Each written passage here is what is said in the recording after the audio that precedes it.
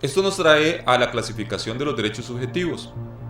Estos se clasifican en derechos reales y derechos obligacionales, según se ejerzan frente a sujetos indeterminados o determinados.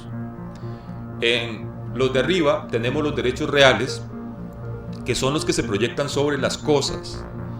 En los derechos reales el obligado está indeterminado, puede ser cualquier persona del grupo social.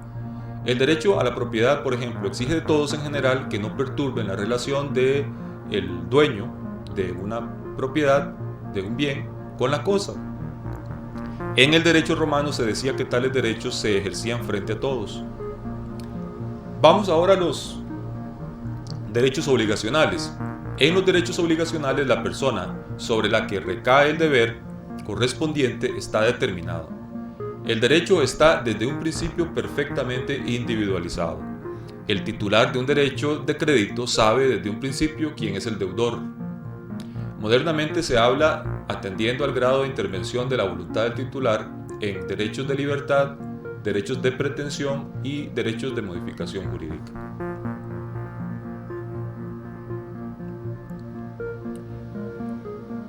El sujeto del derecho subjetivo. Tenemos dos. Un sujeto activo, que es el que tiene el derecho, y un sujeto pasivo, que es el que tiene que respetar ese derecho o hacer algo. Sujeto activo se entiende por sujeto titular del derecho. Pero como frente a un titular de un derecho hay un obligado, llamaremos al titular de un derecho sujeto activo, y al que tiene que respetar ese derecho o hacer algo lo vamos a llamar sujeto pasivo.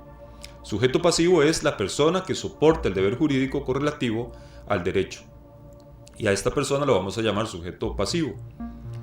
Aclaración: solo el ser humano, mujer u hombre, es posible centro de interpretación jurídica, por lo que todo hombre o mujer es sujeto a derechos, sea pasivo o sujeto activo.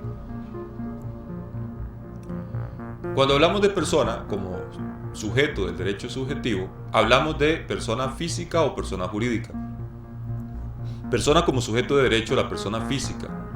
Toda persona es sujeto de derecho. Antiguamente persona era la careta, que para distinguirse en el teatro utilizaban los actores.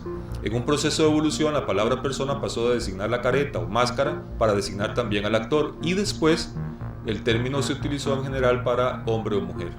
Pero en el terreno jurídico, persona no se identifica con hombre o mujer, sino que persona se identifica con sujeto de derechos. Persona como sujeto de derechos, la persona jurídica. Resulta que para los juristas, el término en cuestión no hace referencia solo al hombre o a una mujer en singular, sino también a otros entes supraindividuales a los que el ordenamiento jurídico atribuye igualmente titularidad de derechos y obligaciones. Persona individual y persona colectiva. La persona individual también vamos a llamarla persona física y va a coincidir con una persona, con un hombre o con una mujer. Mientras que la persona colectiva, también llamada persona moral o personas jurídicas, son como sociedades, corporaciones, fundaciones, asociaciones.